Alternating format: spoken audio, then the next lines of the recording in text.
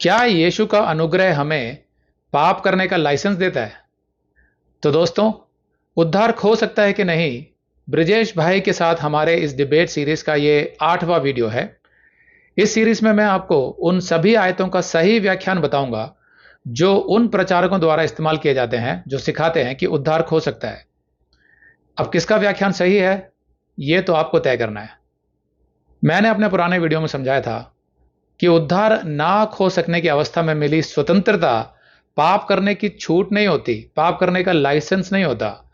जो लोग ऐसा समझते हैं वे अनुग्रह की स्वतंत्रता का गलत अर्थ निकालते हैं। तो देखिए ये वीडियो क्लिप। गलातियों का 5:13 कहता है, हे भाइयों, तुम स्वतंत्र होने के लिए बुलाए गए हो, परंतु ऐसा ना हो कि यह स्वतंत्रता शारीरिक कामों के लिए अवसर बने, वरन प्रेम से एक दूसरे के दास बनो। तो पौलुस यहाँ ये समझा रहा है कि स्वतंत्रता, जिसको आप लोग लाइसेंस बोल रहे हैं, वो लाइसेंस नहीं है, वो एक स्वतंत्रता है यीशु मसीह में। लेकिन वो स्वतंत्रता का हमें दुरुपयोग नहीं करना है, अनुचित उपयोग नहीं करना है और पाप नहीं करना है। स्वतंत्रता मिली हुई है लेकिन पाप करने के लिए नहीं, अच्छे कर्म करने के लिए। तो ये तो पौलुस बता ही रहा है यहाँ पे। रोमियो का 6:14 कहता है, और तुम पर पाप की प्रभुता ना होगी, क्योंकि तुम व्यवस्था के अधीन नहीं वरन अनुग्रह के अधीन हो। तो ऐसा क्यों कह रहा है वो कि तुम पर पाप की प्रभुता नहीं होगी, क्योंकि तुम अब अनुग्रह के अधीन हो। क्योंकि जब आप अनुग्रह को समझ जाते हैं तो आपके मन में जो कृतज्ञता आ जाती है, आपका जो मन है वो परमेश्वर की ओर मुड़ जाता है, आप पवित्र आत्मा पा लेते हैं, तो आपके अंदर एक शक्ति आ जाती है, एक सामर्थ्य आ जाता है। इसलिए आप पाप का विरोध करना सीख जाते हैं, पाप से दूर रहना सीख जाते हैं। इसकी वजह से पाप आप पर प्रभुता नहीं कर सकता, अनुग्रह की वजह से। आगे कहता है, तो क्या हम इसलिए पाप करें कि हम व्यवस्था के अधीन नहीं वरन अनुग्रह के अधीन है? जैसा कुछ लोग कहते हैं कि भाई आपको तो लाइसेंस मिल गया, आप तो पाप कर सकते हैं। पौलुस ये बात समझा रहा है यहाँ पर कि क्या हम इसलिए पाप करें कि अब हम अनुग्रह के अधीन है? कदापि नहीं, वो कहता है। परंतु परमेश्वर का धन्यवाद हो कि तुम जो पाप के दास थे तो भी मन से उस उपदेश के मानने वाले हो गए जिसके सांचे में ढाले गए थे। तो पहले थे हम पाप के दास, लेकिन हमने सुसमाचार के मानने वाले हो गए हम लोग। तो हम यीशु मसीह के सांचे में ढल गए। जब हमारा उद्धार हुआ तो हम ढलते जा रहे हैं दिन प्रतिदिन। अब उसमें से बाहर नहीं निकलेंगे, उस सांचे में से हम। और पाप से छुड़ाए जाकर धर्म के दास हो गए। पहले किसके दास थे? पाप के, संसार में रहते थे। अब किसके दास हुए? धर्म के। तो आगे लिखता है, दास अपने स्वामी की ही मानता है। तो कोई यहां कहेगा कि भाई अगर ऐसा है कि आप धर्म के दास हैं तो फिर विश्वासी से पाप क्यों होते हैं? क्योंकि हर विश्वासी के अंदर एक आदम के पाप का स्वभाव होता है जो हर मनुष्य में होता है, जैसा रोमियो को 5:12 सिखाता है। मैं आपसे पूछता हूं, क्या पौलुस का उद्धार हो गया था? तो आप कहेंगे हाँ भाई, जाहिर है हो गया था, तभी तो उसने पवित्र आत्मा की प्रेरणा से 13 पत्रियां लिखी नए नियम में। अब मेरा दूसरा सवाल यह है, क्या पौलुस से पाप होते थे उद्धार के बाद? हाँ, ना चाहते हुए भी उससे पाप होते थे। तभी उसने लिखा रोमियो के 7:18-23 में, क्योंकि मैं जानता हूं कि मुझ में अर्थात मेरे शरीर में कोई अच्छी वस्तु वास नहीं करती। इच्छा तो मुझ में है, परंतु भले काम मुझसे बन नहीं पड़ते, अच्छे कर्म मुझसे बन नहीं पड़ते। पौलुस लिख रहा है, क्योंकि जिस अच्छे काम की मैं इच्छा करता हूं वह तो नहीं करता, परंतु जिस बुराई की इच्छा नहीं करता वही किया करता हूं। मतलब पाप हो जाते मुझसे।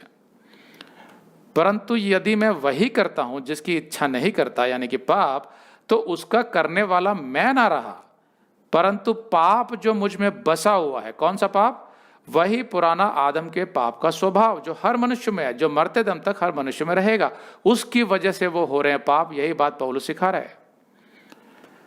सो मैं यह व्यवस्था पाता हूं कि जब भलाई करने की इच्छा करता हूं तो बुराई मेरे पास आती है, क्योंकि मैं भीतरी मनुष्यत्व से तो परमेश्वर की व्यवस्था से बहुत प्रसन्न रहता हूं। अंदर से तो मैं जानता हूं कि परमेश्वर की व्यवस्था मेरे अंदर है, पवित्र आत्मा मेरे अंदर है, मेरे हृदय में खोद दिया उसने अपनी व्यवस्था, उससे तो मैं प्रसन्न रहता हूं। परंतु मुझे अपने अंगों में दूसरे प्रकार की व्यवस्था दिखाई पड़ती है, जो कि मेरी बुद्धि की व्यवस्था से लड़ती है। जो आत्मा है मेरा, पवित्र आत्मा जो मुझे मिल गया और जो मेरी आत्मा है, वो मेरे शरीर से लड़ती है और मुझे पाप की व्यवस्था के बंधन में डालती है जो मेरे अंगों में है। कैसे? आदम के पाप का स्वभाव। तो यहां पर यह लड़ाई हमारे जीवन भर चलेगी। तो क्या यह मान लिया जाए कि पौलुस के पाप की वजह से उसका उद्धार खो गया था? बिल्कुल नहीं। जो पाप का स्वभाव हमारे अंदर है, आदम के पाप का स्वभाव, क्या वो उद्धार मिलते ही चला जाता है, निकल जाता है हमारे अंदर से? नहीं। तो बहुत से कारण होते हैं जिसकी वजह से उद्धार के बाद भी हमसे पाप हो जाते हैं, हम प्रलोभित हो जाते हैं, हम कभी कभी भटक जाते हैं, विश्वास हमारा कमजोर पड़ जाता है। इन सब कारणों की वजह से कई बार पाप होते हैं, लेकिन उद्धार नहीं खोता उनकी वजह से। क्या आप ये कह सकते हैं कि उद्धार के बाद आप एक ऐसा जीवन जिएंगे जिसमें कोई पाप नहीं होगा? क्या आप कह सकते हैं? कोई नहीं कह सकता। अगर कुछ लोग कहते हैं कि उनके अंदर कोई पाप नहीं है, तो बाइबल के आधार पर वो झूठ बोल रहे हैं, क्योंकि हम सब के अंदर एक पाप का स्वभाव है। इसका सबूत यह है कि एक दिन हम सब मर जाते हैं। पाप की वजह से मृत्यु आई थी संसार में आदम के जरिए। इसीलिए पहला यूहन्ना 1:8-9 कहता है, यदि हम कहें कि हम में कुछ भी पाप नहीं, तो हम अपने आप को धोखा देते हैं और हम में सत्य नहीं है। ये यूहन्ना किसको कह रहा है? ये मसीहियों को कह रहा है जो चर्च में है, उनसे कह रहा है हम में सत्य नहीं है अगर हम ये कहते हैं कि हमारे में पाप नहीं है। यदि कहें कि हमने पाप नहीं किया, तो हम परमेश्वर को झूठा ठहराते हैं और उसका वचन हम में नहीं है। साफ साफ कह रहा है कि मसीहियों से पाप होते हैं। तो यहां अगर आपने ध्यान दिया हो, तो मैंने 1 यूहन्ना 1:8 के बाद सीधा 1 यूहन्ना 1:10 पढ़ा, बीच में 9वीं आयत नहीं पढ़ी। क्यों? क्योंकि मेरा यह पुराना वीडियो इस विषय पर था कि अगर उद्धार के बाद कोई पाप होते हैं तो क्या उद्धार खो सकता है। मेरा विषय यह नहीं था कि उद्धार के बाद होने वाले पापों की अगर कोई क्षमा नहीं मांगता तो उसका उद्धार खो सकता है कि नहीं, जो ब्रजेश भाई का विषय है। लेकिन यह मेरा विषय नहीं था, तो फिर मैं 9वीं आयत क्यों पढ़ता? 1 यूहन्ना 1:9, यदि हम अपने पापों को मान लें तो वह यानी परमेश्वर हमारे पापों को क्षमा करने और हमें सब अधर्म से शुद्ध करने में विश्वास योग्य और धर्मी है। अब यह आयत क्षमा मांगने के विषय में है, जो मेरे विषय से बाहर थी। इसलिए मैंने अपने उस संदेश में इसको सिर्फ संक्षेप में ही समझा दिया। जब भी आपसे पाप हो जाते हैं तो आप यीशु से क्षमा मांग सकते हैं, क्योंकि यीशु ने आपके पापों का दंड भुगत लिया है। लेकिन ब्रजेश भाई ने अपने तर्क को सही साबित करने के लिए इसी बात को पॉइंट आउट किया कि मैंने ये आयत नहीं पढ़ी। तो मैंने तो इसलिए नहीं पढ़ी थी क्योंकि ये मेरे विषय से बाहर थी। तो इतने लंबे पोर्शन में जो आपने समझाया, उस सारी बात से मैं एग्री करता हूँ, क्योंकि ये सारी बातें सच है, वचन पर आधारित है और इसमें कोई कंटेंशन नहीं है कि पौलुस जो है उसके जीवन में भी वो स्ट्रगल थी जो शरीर और आत्मा के बीच की स्ट्रगल है, और जो हर एक विश्वासी के साथ है, आपके मेरे साथ में भी है।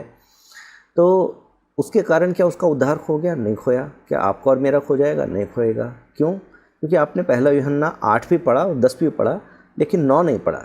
लेकिन 9 में लिखा हुआ है कि यदि हम अपने पापों को मान लें तो वो हमारे पापों को क्षमा करने में विश्वास योग्य और धर्मी है। अरे भाई, जब मेरा विषय ही दूसरा था तो मैं इस आयत को क्यों पढ़ता? इस आयत के बारे में मैंने अपने अन्य संदेशों में समझाया हुआ है। अब यूं तो बहुत से विषय हैं बाइबल में, लेकिन जब आप एक विषय पर फोकस करते हैं अपने संदेश में, तो बाकी विषय उसमें शामिल नहीं करते आमतौर पर। नहीं तो वो सबके लिए बहुत कंफ्यूजिंग हो जाता है और संदेश भी बहुत लंबा हो जाता है। इसीलिए मैंने इस आयत को पढ़कर नहीं समझाया अपने उस संदेश में। इस डिबेट में कई जगह मैंने ये महसूस किया कि ब्रजेश भाई ने अपना सिद्धांत समझाने के लिए मेरे जिस वीडियो का उपयोग किया है वो उनके विषय से मेल ही नहीं खाता। फिर भी पता नहीं क्यों ब्रजेश भाई ने ऐसा किया। तो इस तरह का बेढंगा तालमेल आपको आगे की डिबेट में भी देखने को मिलेगा। हमें जीना है इस ढंग से कि हमारे अंदर पाप ना हो और हम अच्छे कर्म करें, लेकिन उद्धार जो है वो तो परमेश्वर के अनुग्रह से मिला था हमें। हमने कभी भी अपने अच्छे कर्मों से या पवित्र जीवन से उद्धार नहीं पाया था। तो फिर हम अपने उद्धार का रख रखाव पवित्र होने से कैसे कर सकते हैं, या पवित्रता का जीवन जीने से हम अपना उद्धार कैसे बनाए रख सकते हैं? उससे नहीं होता है, क्योंकि परमेश्वर की पवित्रता के मापदंड यानी स्टैंडर्ड्स बहुत ऊंचे हैं, जिसको कोई मनुष्य छू भी नहीं सकता। इतना पवित्र है हमारा परमेश्वर। इसीलिए परमेश्वर ने यीशु के बलिदान के द्वारा अनुग्रह दिया मनुष्य को, ग्रेस, और जो कोई उस अनुग्रह में बना रहेगा उसका उद्धार नहीं हो सकता। तो अनुग्रह में बना रहना क्या होता है? उसका मतलब होता है, आप हमेशा ये याद रखें कि आप अपने शरीर में कमज़ोर हैं। आपसे ना चाहते हुए भी पाप हो सकते हैं, क्योंकि आपके अंदर आदम के पाप का स्वभाव है जो मरते दम तक आपके अंदर रहेगा। लेकिन आपका उद्धार जो अनुग्रह पर आधारित है वो नहीं हो सकता। इसीलिए आप विश्वास के साथ यीशु से क्षमा मांगकर अपनी संगति वापस यीशु से जोड़ सकते हैं, जैसे मैंने अपने पिछले संदेश में समझाया था। तो इसका मतलब हम एक ही बात कह रहे हैं, लेकिन प्रीमाइस अलग होने के कारण वो अलग अलग सुनाई पड़ती हैं। तो आप भी यही कह रहे हैं कि पाप की क्षमा मांगना ज़रूरी है। हम पाप के ऊपर एक जैवन जीवन जी सकते हैं, परंतु फिर भी क्योंकि वो आदम का शरीर हमारे पास है, इसलिए पाप हो सकता है। यदि पाप हुआ तो क्षमा मांगे, परमेश्वर के अनुग्रह में बने रहें, परमेश्वर के सामने घमंडी ना बने। तो यहाँ पर जो ब्रजेश भाई कह रहे हैं कि हम दोनों एक ही बात बोल रहे हैं, लेकिन हमारे प्रमाइस अलग हैं, तो मैं आपको बताना चाहता हूँ कि वो प्रमाइस अलग क्या है और उसमें बहुत फ़र्क पड़ता है। हम लोग डेफिनेटली ये सिखाते हैं कि आप अनुग्रह में जब जीते हैं तो जाहिर है फिर भी कभी कभी आपसे पाप हो जाते हैं, क्योंकि कोई भी मनुष्य पूरी तरह पवित्रता का जीवन नहीं जी पाता, क्योंकि हमारे अंदर पाप का स्वभाव है। तो पाप हो जाते हैं, कभी कभी हम प्रलोभित हो जाते हैं संसार से या शैतान के बहकावे में आ जाते हैं, गलती हो जाती है, पवित्र आत्मा में निरुत्तर भी करता है। तो हम इस बात को जानते हुए भी हम ये सिखाते हैं कि भाई जब भी आपसे कोई पाप होता है और आपको पता है कि आपने गलत किया है, तो आप क्षमा मांग लो। क्यों? क्योंकि अगर आप क्षमा नहीं मांगते हो तो सबसे ज़्यादा नुकसान तो आपको ही होना है। आपके अंदर जो शांति थी वो चली जाती है, एक बेचैनी आ जाती है। एक तो पवित्र आत्मा को बार बार निरुत्तर कर रहा है, आप उससे भी लड़ रहे हैं।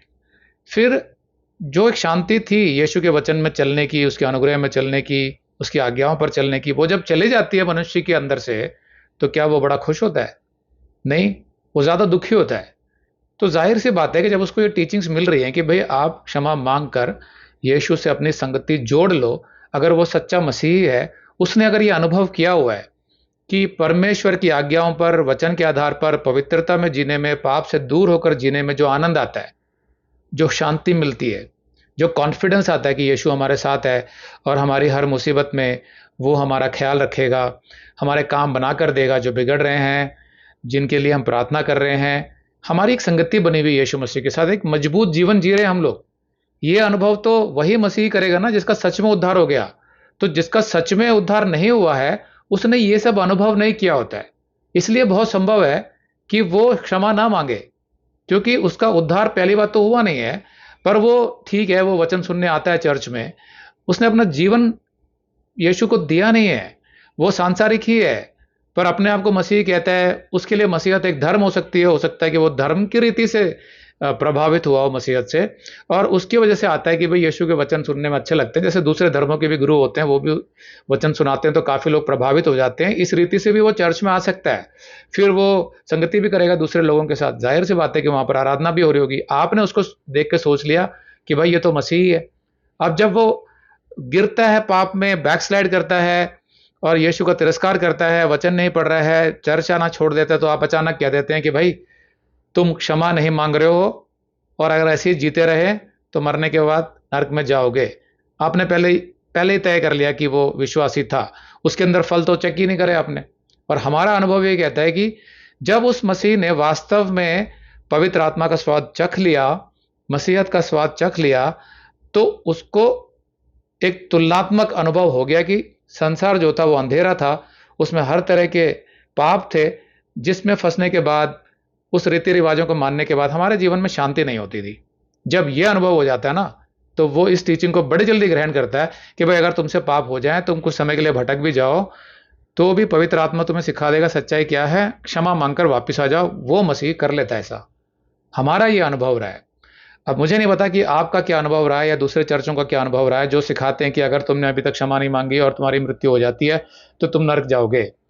तो पता नहीं इस तरह की टीचिंग्स निकलती क्यों है, क्योंकि ये तो सिचुएशन ही नहीं आती। इसीलिए हम लोग क्षमा मांगनी ज़रूरी है तो सिखाते हैं, लेकिन कभी ये नहीं कहते कि अगर तुम क्षमा नहीं मांगोगे तो उसके बाद अगर तुम मर जाते हो तो तुम नरक जाओगे। क्यों? क्योंकि ऐसा बाइबल सिखाती नहीं है। दूसरा, हमने अपने पिछले वीडियोस में अच्छे से साबित कर दिया आयतों के साथ कि एक बार जब हमारी वाचा बन जाती है यीशु मसीह के साथ, जो हमने एक एग्रीमेंट, एक कवेनेंट साइन कर लिया उसकी लहू की वाचा से, अपना जीवन हमने यीशु को दे दिया, तो फिर वो हमारा जीवन संभाल रहा है, वो रख रखाव कर रहा है। भले ही हमें स्वयं से चुनने का अधिकार है, जिसकी वजह से हमसे कभी कभी पाप भी हो जाते हैं, लेकिन हमें वापस लेके आना, जैसे कि खोई हुई भेड़ को अपने कंधे पर बिठा के लाने वाला काम जो यीशु करता है, वो उड़ाऊ पुत्र जो वापस आ गया था अपने पिता के प्रेम को समझकर, उसी तरह हम भी वापस आते हैं। और ये हम अनुभव से कह रहे हैं, सिर्फ किताबी ज्ञान नहीं बांट रहे हैं लोगों में। हमने अपने अनुभव से देखा है कि जो सच्चा विश्वासी होता है वो क्षमा मांगता है।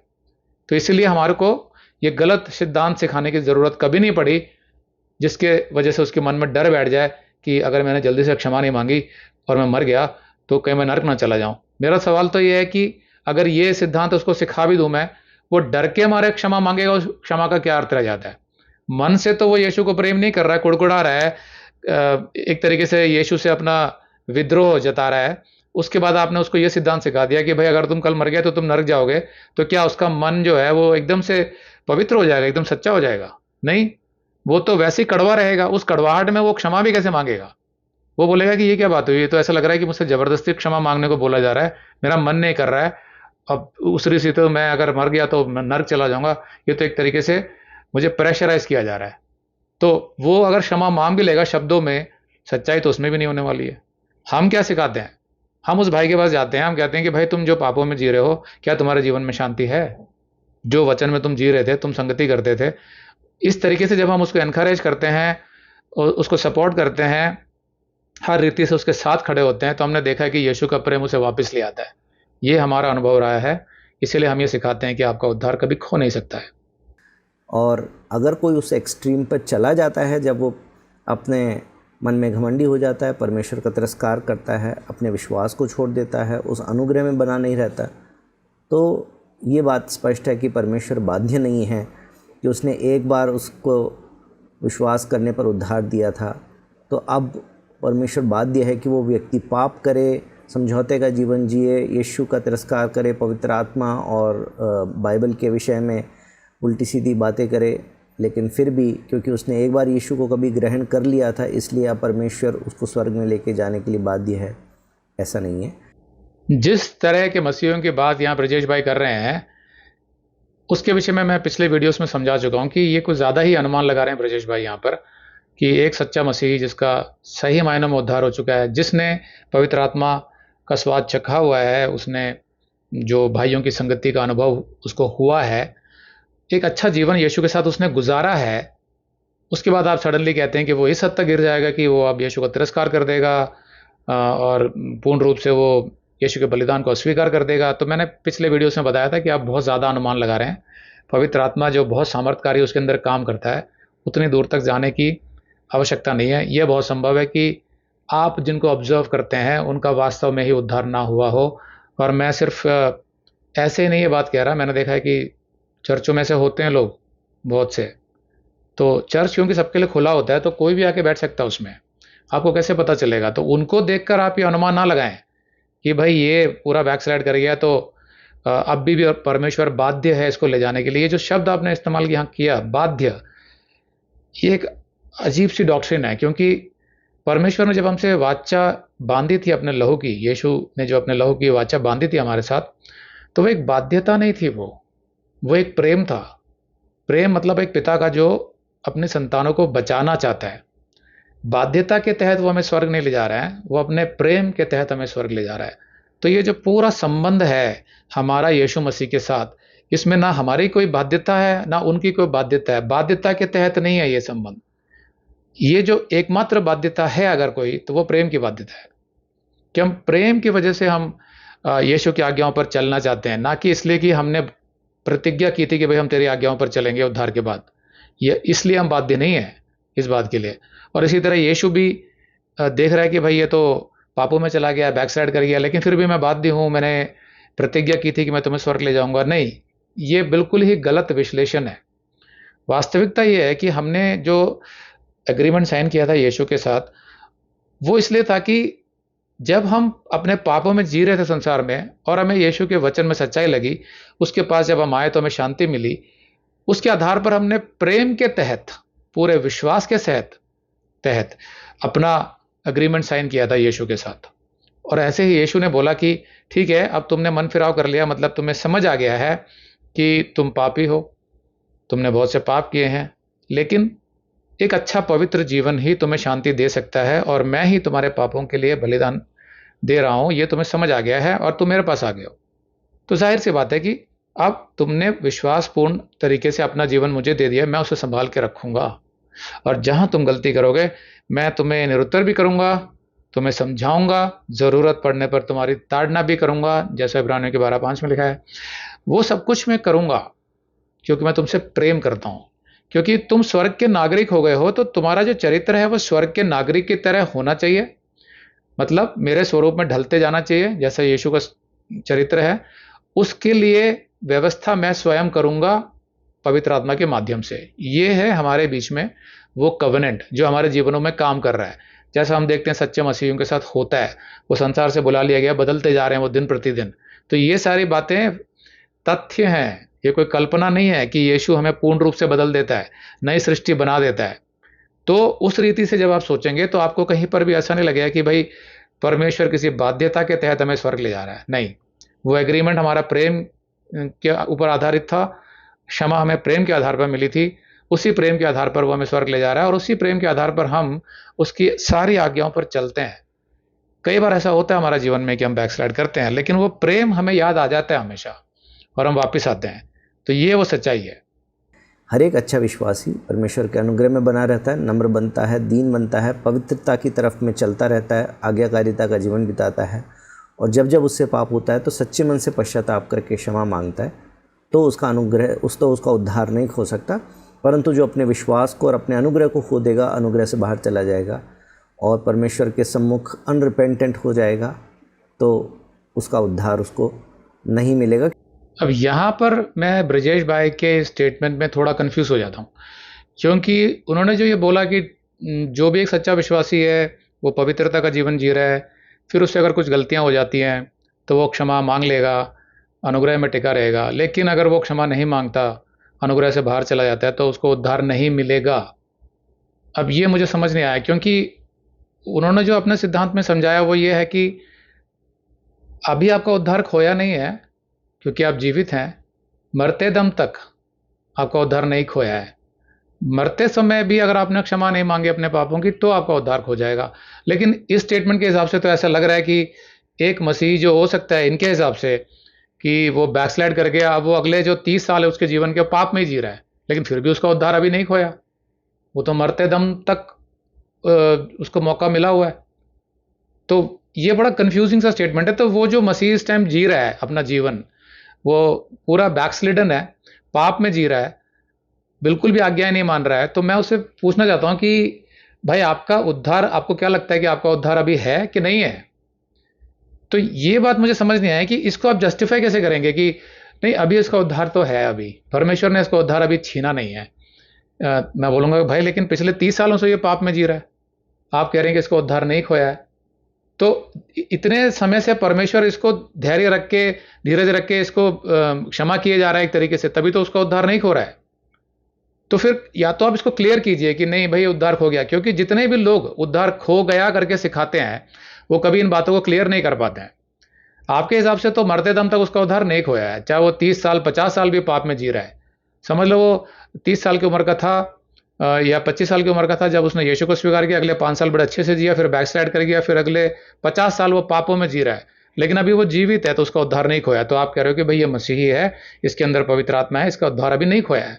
तो ये सुनने में थोड़ा अजीब सा लगता है कि इसमें क्या न्याय है कि वो पाप में जी रहा है, बड़े बड़े पाप कर रहा है, लेकिन उसका उद्धार नहीं खोया है। तो मैं इसलिए बताता हूं कि या तो आप इसको क्लियर कीजिए ताकि किसी को समझ आए। हम जो सिखाते हैं वो ये है कि भाई अगर वो ऐसी अवस्था में चला गया जहां पर वो पापों में जी रहा है तो उसकी संगति टूट गई है, डेफिनेटली उसके जीवन में अशांति है और बहुत जल्दी वो समझ जाएगा और क्षमा मांग लेगा। दूसरा, परमेश्वर भी उसकी ताड़ना करता है, जहां उसको अपने हालातों से बहुत जल्दी समझ में आ जाता है कि मैं गलत रास्ते पे चल रहा हूं, मुझे वापस आना है। फिर परमेश्वर दूसरी व्यवस्था भी करता है कि अन्य मसीह उसके पास भेजेगा दूसरे माध्यम भी उसके पास पहुंचाएगा। हो सकता है वो टीवी में कुछ दिखा दे, इंटरनेट पे कुछ दिखा दे और उसको याद आ जाए यीशु का बलिदान और यीशु का प्रेम और जो जीवन उसने यीशु के साथ अनुभव किया था पहले, क्योंकि वो सच्चा अनुभव था और उसे एकदम से पता चल जाता है कि नहीं, मैं बिल्कुल गलत रास्ते पे हूँ। मुझे यकीन है कि जितने भी लोग इस संदेश को सुन रहे हैं उनमें से भी बहुतों की ये गवाहियां होंगी कि भैया मैं तो 2-3 साल के लिए बिल्कुल चला गया था बाहर, लेकिन फिर प्रभु का प्रेम मुझे वापस लेके आया। ऐसे बहुतों की गवाहियां होती हैं दोस्त। तो आपका जो स्टेटमेंट यहाँ पर है वो मुझे थोड़ा कंफ्यूजिंग लग रहा है। क्या आप ये कह रहे हैं कि आप एकदम परफेक्ट हो चुके हैं, अब आपसे कोई पाप नहीं होता, ठीक वैसे जैसे यीशु से कोई पाप नहीं होता था? ऐसा कोई मनुष्य नहीं है। देखिए, आप लकीर कहाँ खींचेंगे कि भाई जो पाप मैंने किया है वो इतना बड़ा नहीं है कि मैं नरक जाऊं? लकीर नहीं खींच सकते हैं आप। तो यहाँ पर मैं किस विषय में बात कर रहा हूँ? उद्धार के बाद होने वाले पाप, उनके विषय में बात कर रहा हूँ कि मनुष्य से पाप हो जाते हैं, हमारे अंदर पाप का स्वभाव है। कोई भी परफेक्ट नहीं है, कोई भी पूर्ण रूप से पवित्र नहीं है।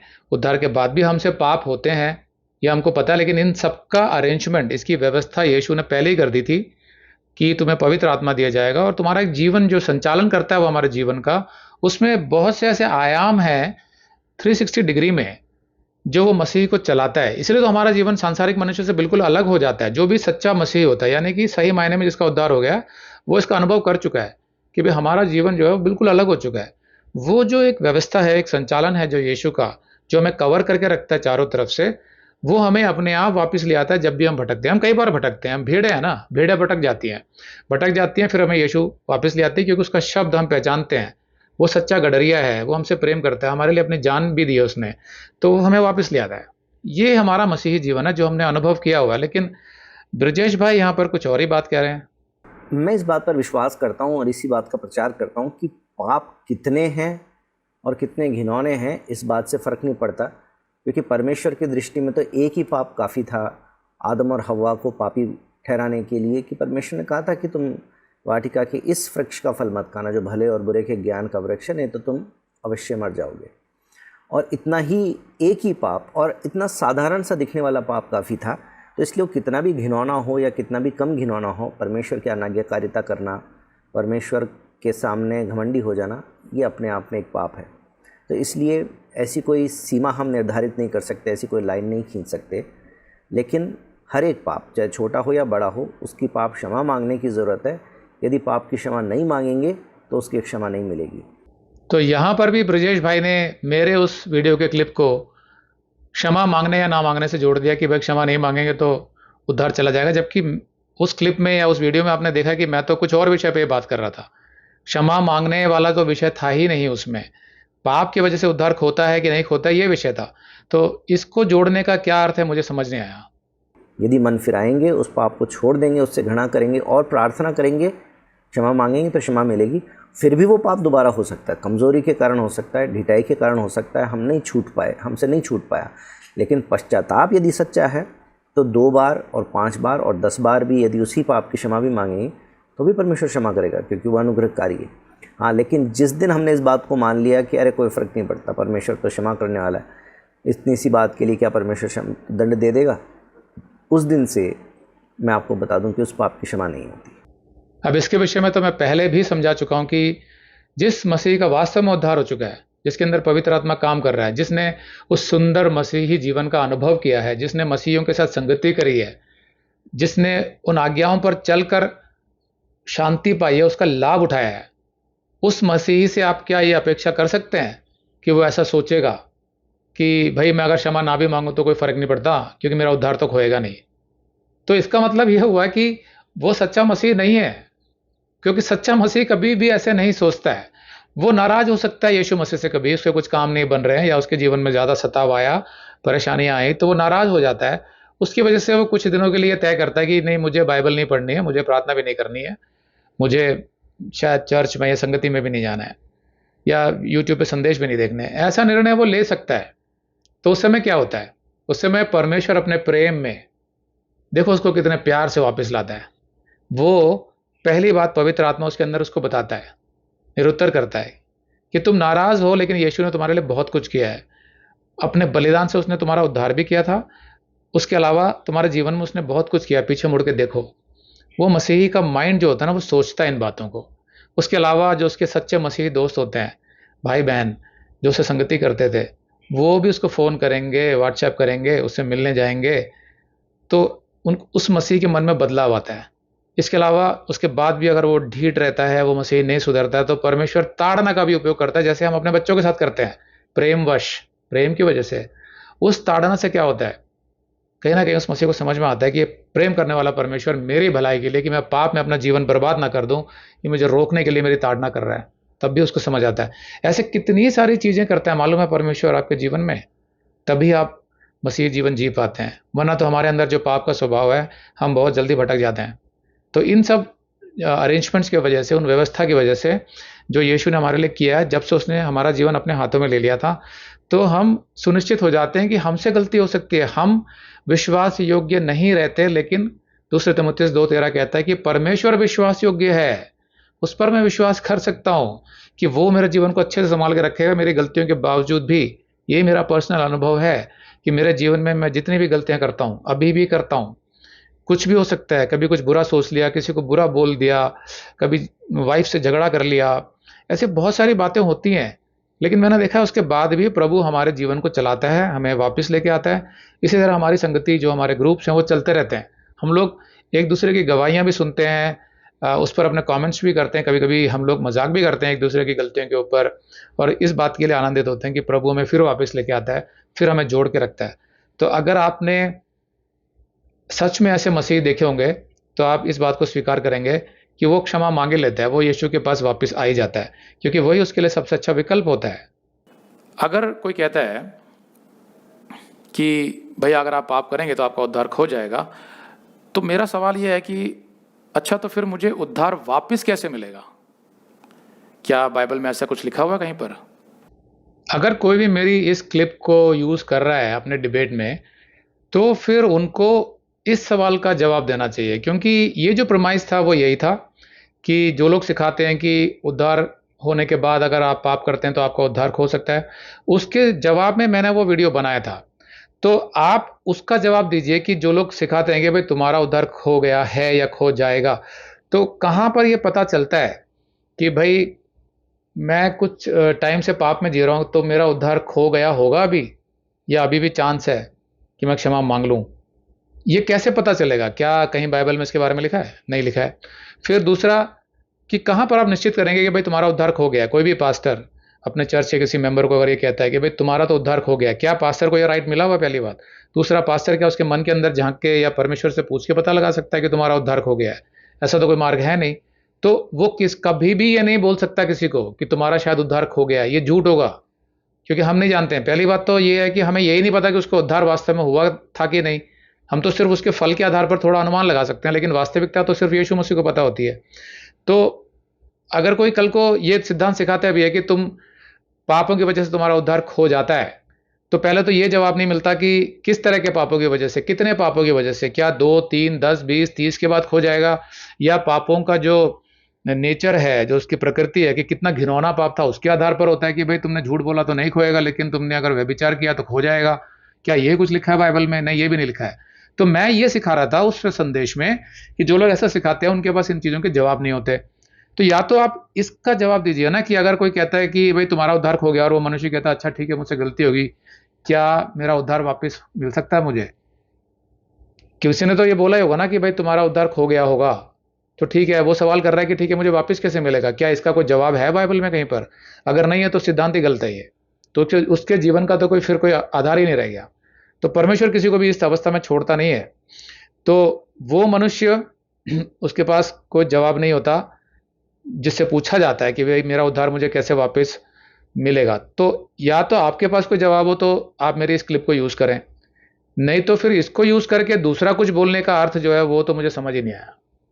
तो ये बात तो मैं कह ही चुका कि उद्धार पाने के बाद में 1 या 2 या 5 कोई भी पाप हो जाने के कारण तुरंत उद्धार खो जाएगा, ऐसी कोई भी बात ना तो बाइबल में लिखी है, ना मैंने बोली है, ना कोई और इस बात का प्रचार करता होगा। मैं ऐसा विश्वास करता हूँ। यदि कोई ऐसा प्रचार करता है तो वो गलत है, क्योंकि परमेश्वर अनुग्रहकारी, और उसने वो अनुग्रह के समय में हमें रखा हुआ है कि अंतिम सांस तक, जब तक हम जीवित हैं, हमारे पास में क्षमा मांगने का अवसर है। कोई भी पाप इतना बड़ा नहीं हो सकता जो परमेश्वर के अनुग्रह से उसकी कृपा से बाहर चला जाए कि वो हमें क्षमा ना कर सके। यीशु का बलिदान हर घिनौने से घिनौने पाप के लिए भी काफ़ी है। लेकिन मन फिराव और पश्चाताप, प्रार्थना, पाप क्षमा मांगना ये ज़रूरी है। परमेश्वर के सामने नम्र बने रहना ज़रूरी है। और यदि पाप की क्षमा मांगेंगे तो उद्धार बना रहेगा, और कितना भी हमसे गलत हो जाए तो भी परमेश्वर हमको क्षमा करेगा। लेकिन यदि हम छोटे से छोटा पाप भी ऐसा हो जिसकी हम क्षमा मांगने के लिए तैयार नहीं हैं और फिर हम उसको उस पाप में जीवन बिताते रहें और परमेश्वर का तिरस्कार करते रहें, उस पाप की क्षमा नहीं है। देखिए, यहाँ मैं आपको क्षमा मांगने के बारे में कुछ बताना चाहता हूँ। ये जो ब्रजेश भाई ने यहाँ बोला कि अगर कोई छोटे से छोटा पाप भी आपसे हो जाता है तो उसकी भी आपको क्षमा मांगने की आवश्यकता नहीं, तो आपका उद्धार खो सकता है। तो ये जो पाप की प्रवृत्ति, जो नेचर हमारे अंदर है, और पाप हो जाने के बाद क्षमा मांगना, ये कुछ मैकेनिकल नहीं है, ये कुछ कैलकुलेशंस पर आधारित नहीं है कि मुझे सारे पाप याद रखने हैं। देखिए, उदाहरण के तौर पर समझ लीजिए एक लड़का जिसने 20 साल की उम्र में यीशु मसीह को स्वीकार कर लिया। अब उसके अंदर पवित्र आत्मा आ गया, सच्चा मसीह बन गया, वो वचन से प्रेम करने लग गया, वचन में बढ़ने लग गया, आज्ञाओं पर चलने लग गया, उसकी सारी बुराइयां, सारे पाप दूर हो गए, उसको शांति महसूस होने लगी, उसके अंदर आनंद आ गया। और 10 साल तक वो एक मसीहत में बढ़ता रहा, सुंदर मसीही जीवन का अनुभव उसने किया। लेकिन फिर उसके हालात कुछ बिगड़ गए, किसी कारणवश वो पाप में चला गया और बुरी संगत में चला गया। वहां से वो अनेक पापों में व्यस्त हो गया। अब वो बैकस्लाइड करके पाप में जिए जा रहा है, जीवन में शांति नहीं है, आनंद नहीं है, लेकिन फिर भी वो वापस नहीं आ रहा। जैसा कि ब्रजेश भाई बोल रहे हैं कि वो वापस नहीं आ रहा है क्योंकि वो क्षमा नहीं मांग रहा है। तो अब वो 30 साल का हो गया। अब परमेश्वर ने उसकी उम्र समझ लो बहुत लंबी रखी है, 90 साल। तो अगले 60 साल वो पाप में ही जीता रहा। तो उसने कितने पाप किए होंगे? लाखों। हमें तो यहाँ अपने दैनिक पाप याद नहीं रहते कि हमने दिन में कितने पाप किए। उदाहरण के लिए बताता हूँ कि कितनी बार ऐसा होता है कि दिन में हम लोग छोटा सा झूठ बोल देते हैं, हमें पता ही नहीं चलता। हमारी भाषा में कभी कभी शामिल हो जाता है कि हम बात को थोड़ा घुमा के बोल देते हैं। कभी हमारे अंदर थोड़ा सा अहंकार आ जाता है, जैसे कि हम सिक्योरिटी गार्ड से बात कर रहे हो, या अपनी मेड से बात कर रहे हो, या हमारे अंदर किसी लड़की के कपड़े देखकर अचानक बेविचार की भावना एक उछाल लेती है कभी कभी। या हम जो वीडियोस होते हैं इंटरनेट पर अश्लील वाले, देखते नहीं है रोज, लेकिन अचानक क्लिक करके चलो थोड़ा आज देख लेते हैं, ये हो जाता है, हमसे पाप हो जाता है। कभी किसी दोस्त के साथ बैठ के कुछ शराब पी लेते हैं कुछ लोग। तो पता नहीं चलता कि कितनी छोटी छोटी जगहों पर हमसे पाप हो रहे हैं, और हम सबका एक रिकॉर्ड नहीं रख सकते हम लोग। हमको ये तो पता रहता है कि हम पाप हमने किए आज, लेकिन एग्जैक्टली आप पूछेंगे गिनाइए मुझे कौन कौन से पाप किए, कोई मनुष्य नहीं गिना सकता। तो उस रीति से अब हम दैनिक पाप ही नहीं अपने गिन सकते, सोच में कितनी बार पाप आ जाता है, विचारों में बुरी भाषा भी निकल जाती है हमारे मुंह से कभी कभी।